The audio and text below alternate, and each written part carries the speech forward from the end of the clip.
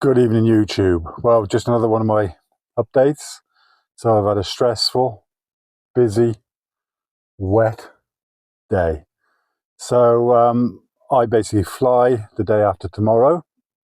I've been sorting things out. Things have got stressful and complicated, but I'm getting there. So I'll go through it very quickly. So when I fly back, and I've said this a few times before, but I've got a little bit of an update now. When I fly back, I normally fly back to the Philippines from Heathrow on a 4-week return. The return I can never use because I don't come back after 4 weeks. I lose that, and I have to book a single to come back 6 months later or whenever it might be.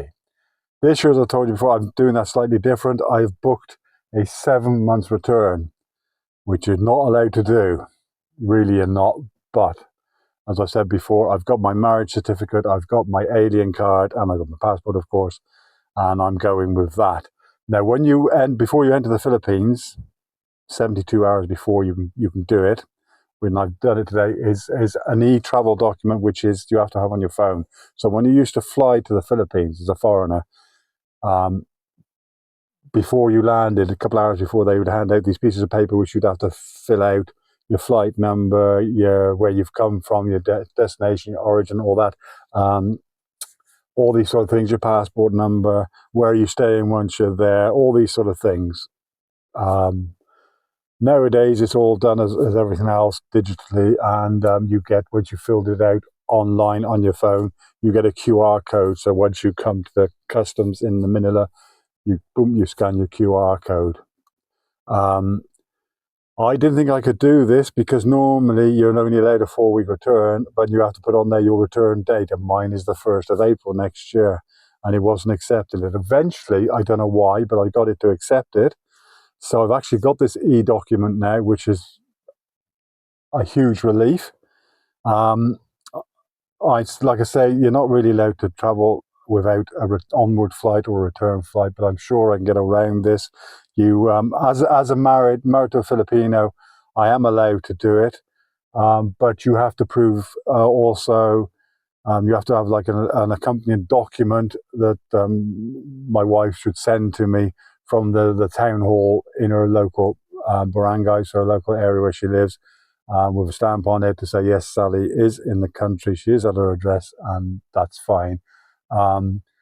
Because I live on a campsite and send it to an address, and it might not get you in the post, there's no actual, I wasn't sure if it was actually going to get you, so we're doing a slightly different, as in Sally as always meets me at the airport. Now, Terminal 1, there's 3 terminals in Manila, and Terminal 1, she can't come into the terminal, even when we say goodbye. If I'm flying from Terminal 1, and when I come in, she can't, just wait outside. Don't know why. Terminal 2 and Terminal 3 are different. The Terminal 1, she can't come in. So what I'm going to do, if they query it once I get to Manila, I'm going to say, well, here's the phone, here's her number, give her a call, she's waiting outside, go and find her if you want.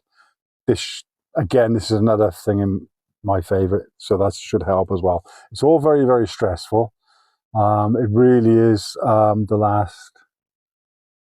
been on my mind now with this e-document because it wasn't working for me. But today's been a very stressful day. Just trying to work everything out. So that being said, the weather's been atrocious here today. We've had no rain basically, hardly at all, since I've been here in April. It's hardly rained. The odd shower, but nothing. The last couple of days it started, and today was particularly bad. Every time I try to do something, the rain came down. So the tent doesn't matter because that's being disposed of. It's all ripped and faded. It's not water. It's no good anymore. So that's going. I'll get a new one when I come back into the country, or order it online. It'll be delivered here before I arrive. Either way. So I've been trying to get everything nice and clean, get all the mud off it and all this. And every time I try to do that, the rain comes down. I have to drag it into the tent, and eventually, bit by bit, I've got most of it in the car. There's still some stuff in there because the tent's still up. The tent will come down tomorrow afternoon. Once I've been to town, do my laundry, decide what clothes I'm taking with me, fill the suitcase up. The tent will come down. The last few bits in there, tables and chairs or whatever, will come in the back of the car. My next problem being now is, where do I sleep? I normally sleep in the back of the car. As you know, I got a full mattress in there now, very comfortable, and I love it in there. It's brilliant. But of course, it's full of all my stuff now, so I can't use that. So I put up my little one-man tent there, which I had when I first started doing this 4 years ago. I've forgotten how small it is. I don't even fit in it properly. I can't stretch out. And with the rain and the cold weather, it sets off my arthritis and my cramps in my legs and my fingers. Really, really painful. So I've tried it. There's no way I'm going to sleep in that tonight. I could sleep in the bedroom in the big tent because I've taken the one bedroom down. The other one's still up.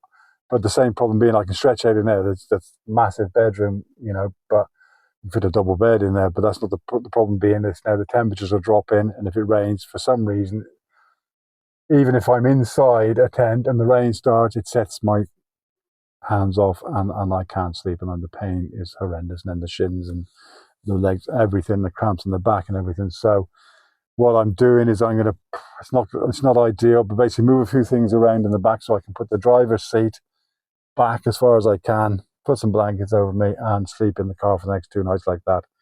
It's uncomfortable, it's not ideal, but I'll be in the warm and dry, and I can have a hot water bottle in here and everything. So I'm going to have to make do. So that's about it. I will keep you updated. Hopefully I'll be filming again on my travels, but each time I say that, it never really works out because of the stress of it all, but I'll try a little bit harder this time. That's this, you know, but we'll see. We'll see. So everybody take care. I'll speak to you soon. I just wanted to give you this little bit of an update. It's a stress. Normally there's no stress involved in this at all. Normally I know how to do it. I know I'd fly before we could turn and off I go and everything. But so as always, I'll take the bus from here. The car stays here. The landlord will park it up by the farmhouse up there. Brilliant. Problem solved. Hopefully you've started every now and then to keep it all ticking over. MOT when I come back should be fine. So the bus comes on the road here. Get on there on Tuesday morning. Takes me to Hereford. It's about an hour wait until I get the bus to Gloucester. An hour, then I change buses in Gloucester. That's an hour's wait. And then off to Heathrow I go, which I think is about another 3 hours or whatever it is. I get to Heathrow at about 5:30. My flight, I think, is at 10:20 or 10:30 or something like that on Tuesday evening. And then off we go. I've got a 3.5 hour wait, which is very short actually, but 3.5 hour wait in Beijing. Normally it's like 8, 9, 10 hours or whatever, but I've just managed to have a bit of luck this time. So as long as there's no delays, everything should be fine. So if there's delays at Heathrow, then I'm going to start to get nervous again because I've got a flight that's in 3.5 hours from, you know, but it's always in the same area where, you know, so same terminal and everything when you get to Beijing. So where you land and where you take off from, it's all, I think, whichever terminal it is, I can't remember. And then off I'll go to, like I say, to Manila. Hopefully that's okay. Hopefully they let me on board because there is a slight chance, or slight chance of 30-40% chance that they might say you can't fly with that. But I'm risking it because it's so cheap, and I'm hoping it's going to pay off. I've done everything I can. I don't know what else I can do to make it possible. So I hope that's all made a bit of sense for you. And of course, once I'm back in the Philippines, I'll be filming again. And like I said, I'm still thinking seriously about closing this channel and starting another one, but I'll keep you updated on all that. Not a lot of people watch anyway, let's face facts, but I'm going to try and go from a different angle, do different things and whatever. I've got an idea in my head for the new channel, but that's not set in stone. So anyway, everybody take care. Speak to you soon, probably when I'm on my way on Tuesday. Bye for now.